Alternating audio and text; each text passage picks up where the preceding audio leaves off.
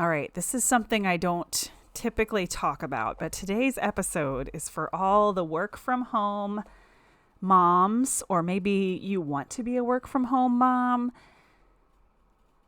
and you're curious as to how one does it.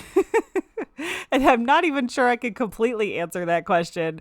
But what I'm going to try to do in today's episode as I reflect on being a business owner for now over a decade and having kids that entire time, being pregnant for such a lot of that time, and what has changed within me that has made this not only easier, but more enjoyable in general, and how I'm really learning to be proud and embrace it rather than frustrated.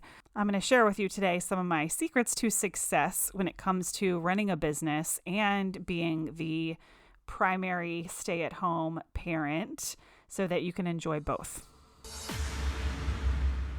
Welcome back to the Messy Success Podcast. I'm your host, Elizabeth Henson. I help creative business owners and artists build communities around your brand so that business is easy and profitable. When you stay in action, yes, I mean even messy action, only good things happen. We are always learning, and when we can get just as excited about the lessons as the results, magic happens. I've helped million-dollar companies with their marketing, but my mission in this world is to help you step into the best possible version of yourself so you can create your dream business too.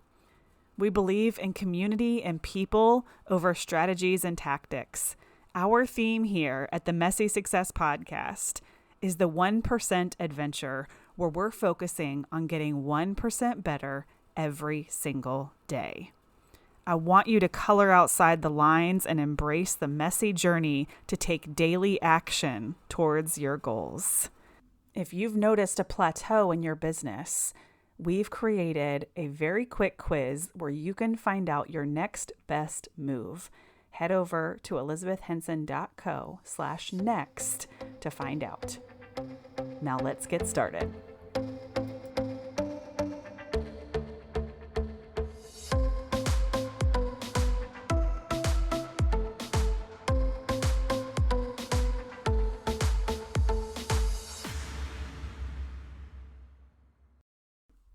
So, like I said, I don't really talk about this a whole lot. And I think the main reason for that is I'm always questioning whether I do it well, or I'm always looking at the areas that I fall short, the things that, I don't feel like I have it all together. I mean, all of that. And I don't really see myself as being some kind of leader in the industry in motherhood.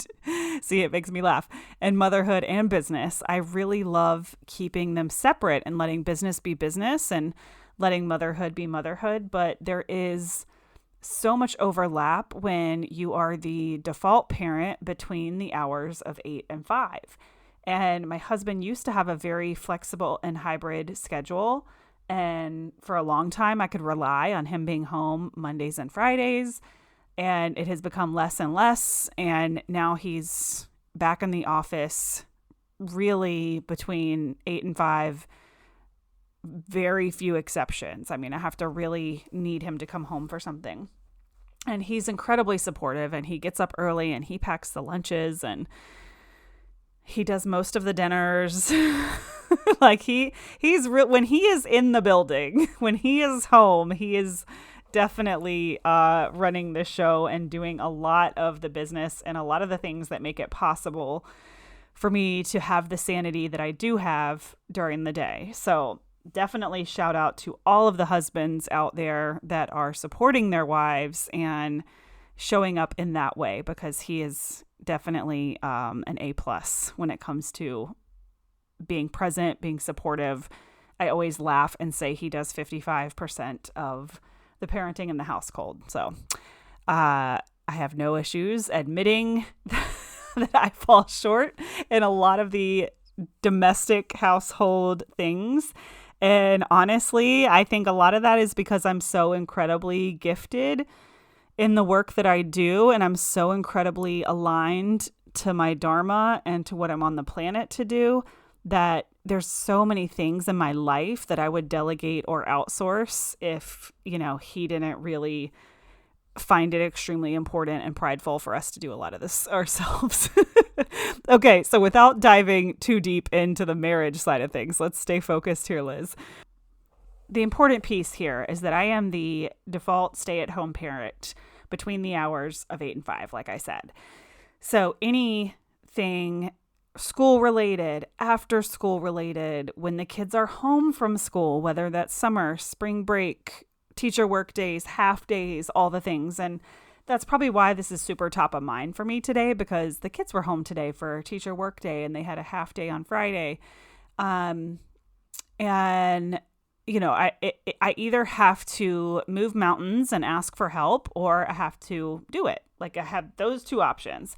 And we do have a village. We are very lucky. I have so much help and support. So this is not at all me complaining. This is more a reflection that I had this moment last week. I don't even remember what I was doing or why I had this moment, but I remember thinking, wow, like, I'm a badass because not only am I the stay-at-home parent, but I'm running a 6-figure business, like a business. We have 5 contractors that are helping me every month that I'm managing.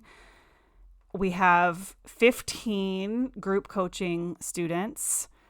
I have contracting work that I do where I'm coaching, under James Wedmore's umbrella.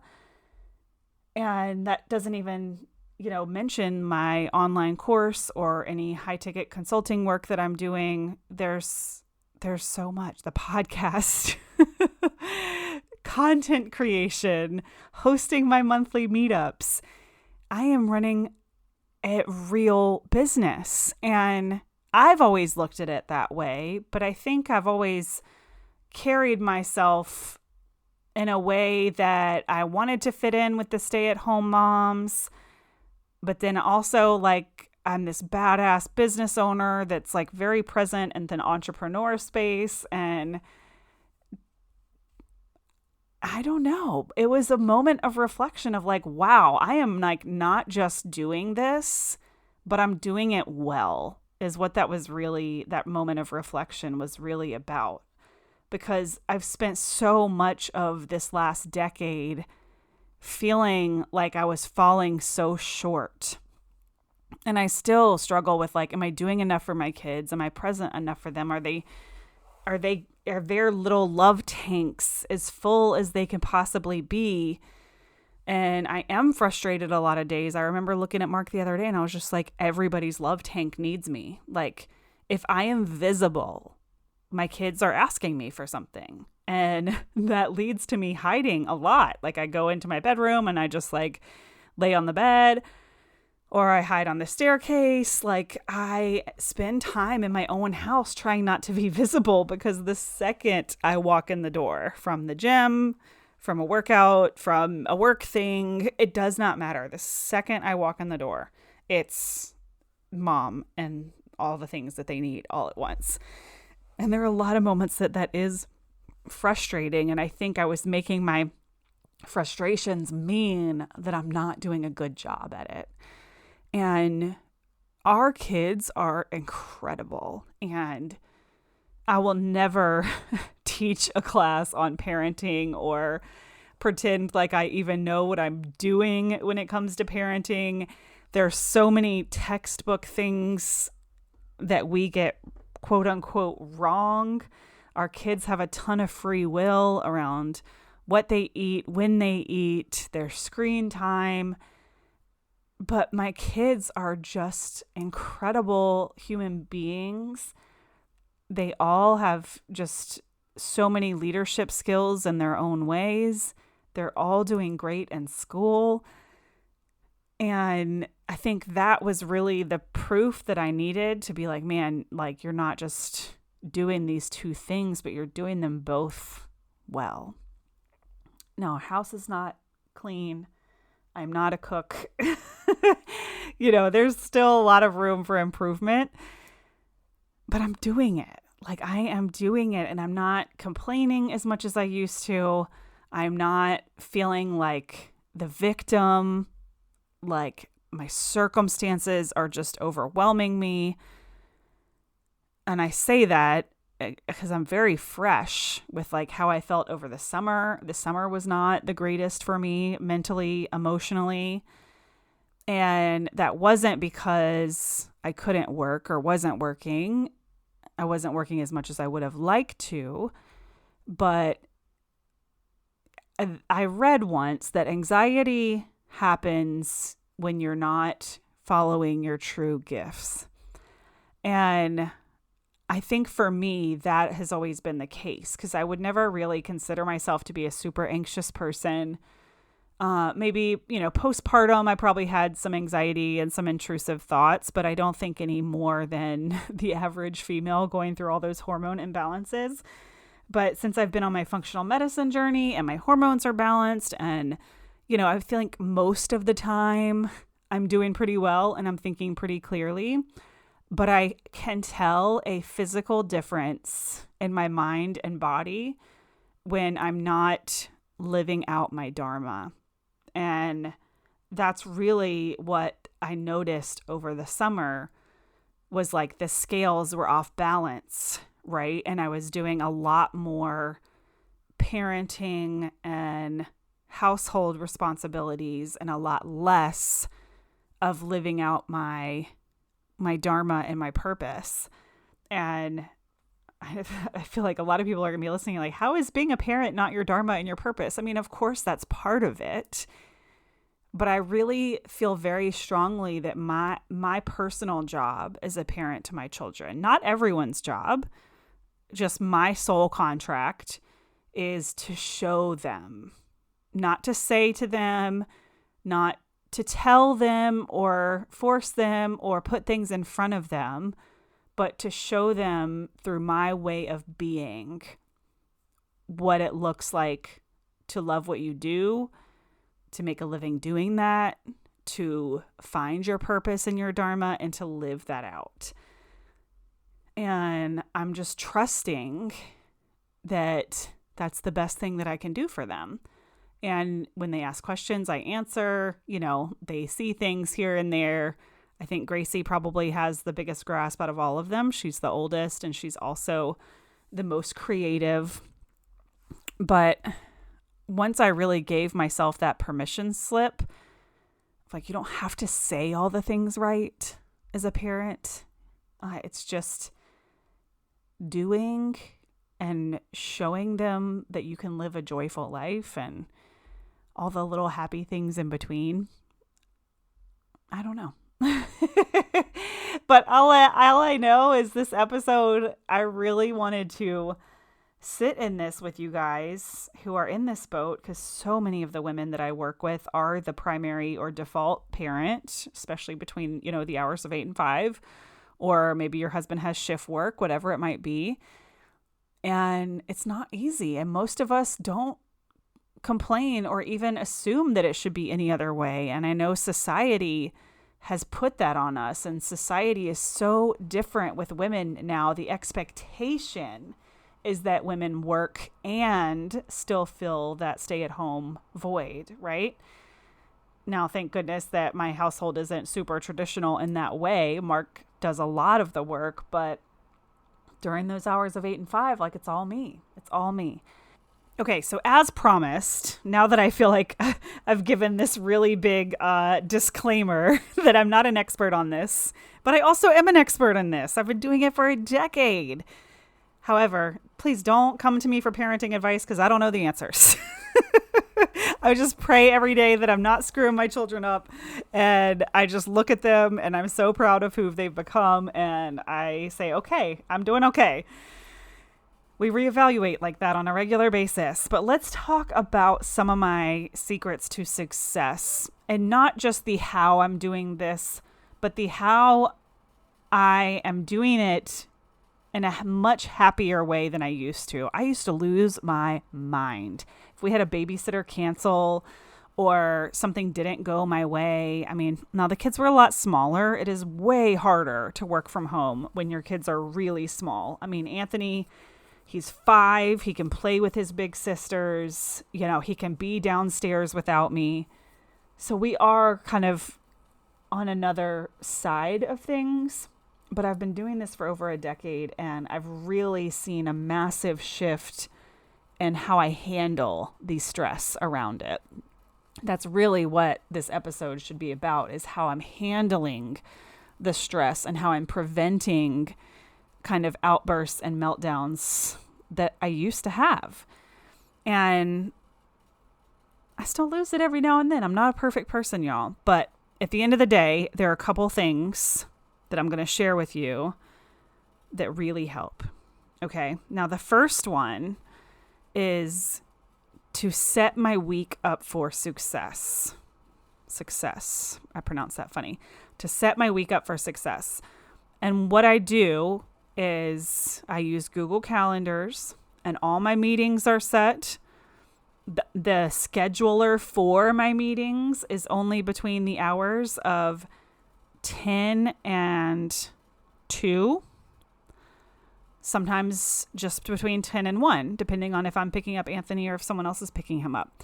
But those are my core working hours, are essentially between 10 and 2, Tuesday, Wednesday, Thursday. I don't take meetings Monday or Fridays unless I override my own schedule. So my scheduler is set so that people can only book meetings with me at a time that works for me.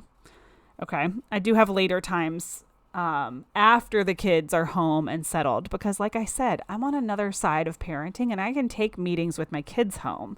But I noticed a huge stress trigger for me was trying to take a meeting at the same time they're getting off the bus, or at the same time I'm getting Anthony home and settled from school. So I've now blocked that middle part of the afternoon so that I can be there to greet my children, to unpack their book bags, to make sure they have the snacks they need, to just be there to emotionally support them. Sometimes I don't even necessarily need to have a full conversation with them, but I like to be present in case they need it. And I've explained this to Mark a few times because they are big enough to get off the bus by themselves. And I don't mind if they do that every once in a while, but I find it very important to just be emotionally present for my children when they get home from school.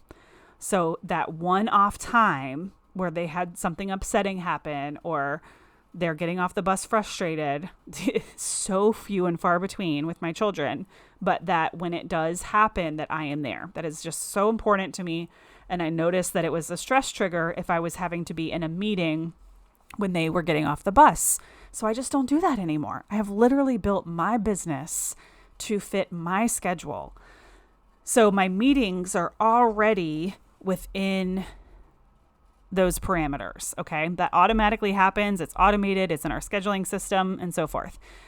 And then I go in the week before and now I start filling in my tasks, planning out my workouts. So this week I already know exactly what workouts I'm going to be doing Monday through Thursday and how that fits into my schedule, and mapping out anything else for the week that needs to be taken care of. If I do have a schedule conflict, which grandparent is going to be picking up the children or getting them off the bus or whatever it might be. So I really set myself up for success about a week in advance when it comes to those type of logistics.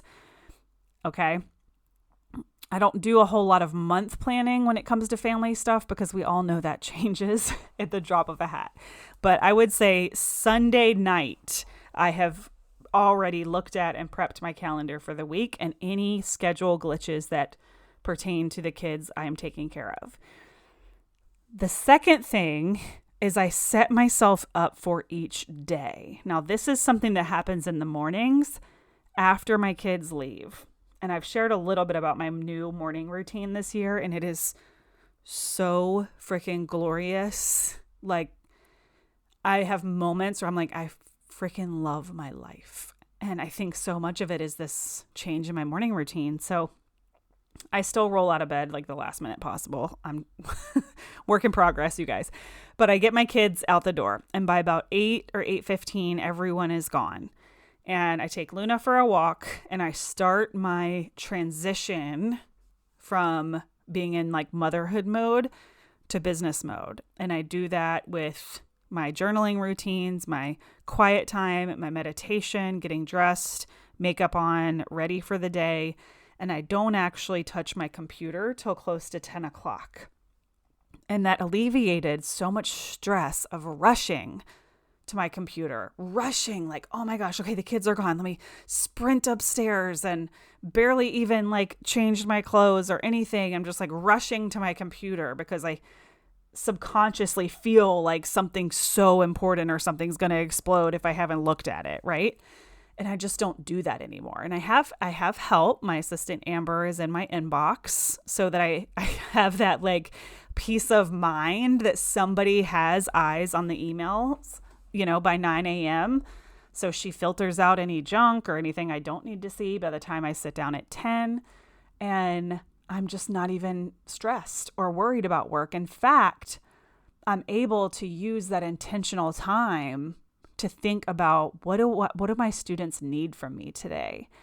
How can I show up and serve my students and my audience in the best way possible? And I'm even trying to craft my social media post or whatever it might be before I even touch my computer. And that's because I'm igniting that creativity, and it's not coming from a place of force.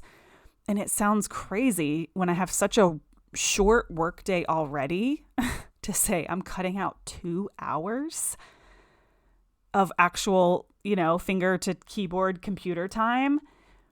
But it is part of my work time. The gratitude journals, the planning journals, the meditation, this is part of my work day now. And it's like my favorite part to really know what I need to accomplish before I even sit at my computer, because most of the time, the clarity that comes from that quiet space is writing down what are the things I need to do today, even if it's personal related, call the dentist or pay this bill, things that I'm just worried about forgetting. And just knowing that I can chip away at those throughout the day because I wrote them down, it's just saving me so much stress. So working less by slowing down has been such a game changer for my mental health around my work day and my kids' schedules. And Mark and I are still working on communication around the schedule because with 3 kids, ages 10, 8, and 5, it's pretty intense. And we have been saving up for one of those digital calendars to put in the kitchen that's like a touch screen that I think is going to be so good and such a game changer for us to be able to have that visibility to, the month, the week, and the days, and hopefully save some headache type schedule conversations. So we're really excited about that. I'll keep you guys posted if we end up liking it. And the third thing is keeping up with my health and my exercise. I really, truly believe, that when we move our body, we get endorphins. I don't just believe, it's science, right? And staying on top of that and setting goals for myself, I just feel better. And when we feel better, we do better. And it's not let me wait to do better until I feel better. It's let me start feeling better so that I can do better. And, that's been a pretty fulfilling journey over the last 2 years, is really learning how to take care of myself and move my body more and become stronger physically, mentally, and emotionally. And then I think, of course, like getting enough sleep, all those things that we know are important. But if I had to really help any other work at home mom, it is to get out of doing everything in a reactive way and really step into the planning and being proactive so that you don't have to be reactive. and knowing that whenever my kids are home from school, it's already in the calendar. So I'm able to plan my business around it. I had nothing of urgency on the calendar for today while they were home. So it was just a bonus that my sister-in-law was able to come pick them up, burn some of their energy, and I could record this podcast. So just to recap, this isn't about being perfect. And it's not even truly about like the quote, give yourself grace. It's focusing on being the best version of you so that you can best serve your business and your family. And my secrets to success are around planning your week ahead of time, any schedule, snafus, dentist appointments, any changes in the schedule, set yourself up for success the week before, even if it's the Sunday before, and then really setting yourself up for success each day, whatever that looks like for you. Super important. And then, of course, taking care of yourself, exercise, sleep, whatever really sets off your dopamine, endorphins, and makes you happy. And your kids are watching. That's what's most important, is that they are watching. Are they getting to see a mom who takes care of herself and is healthy? Are they getting to see a mom that pursues her biggest, wildest dreams? What are they seeing? And that a lot of times really keeps me going. Oh, and one final thing, probably the most important, even though it's the least tangible, is that I no longer attach meaning to things. And this is all because of the self-development journey that I've been on, the mindset or mental power that I have is that when I do fall short, when the house isn't clean, when I'm not the one that's making dinner, when I have to cancel a meeting because of my kids being homesick, whatever it might be, I'm no longer allowing that to mean something about myself. It doesn't mean that I'm a business owner that doesn't have my shit together. It doesn't mean that I'm not a great parent. It doesn't mean that I'm a mess, right? There are really no problems. It's the way that we foresee problems, and it's the meaning that we give them. So I'm not making it mean that running a business is hard because my kids are home. Even though, sure, like there are challenging moments, of course, but I'm not allowing myself to live into that. This is so hard because, or poor me because, right? I'm not attaching meaning to things. And this is in life in general, but especially when it comes to judging myself as a parent or a business owner, I have flipped the script and I say things like, I'm doing my best and that's good enough. Today I'm doing my best. Today I'm doing my best, right? I say things like that instead of, oh, this is impossible. This is so hard. I'm so frustrated. I'm making it mean that I'm a bad parent, right? So be very careful and mindful of the way that you're perceiving your situations and the meaning that you're attaching to certain things. And I hope that I can share this win with you guys, that I'm kind of finally looking at myself and being like, wow, I'm doing this and I'm doing it well. Because for the last decade, I've constantly felt like one is falling short. So celebrate that with me. Thank you so much for being here and for listening. If this was helpful, leave us a review or share it with a friend. And if you are a work-at-home mom, I would love to hear from you. All right. Bye, guys.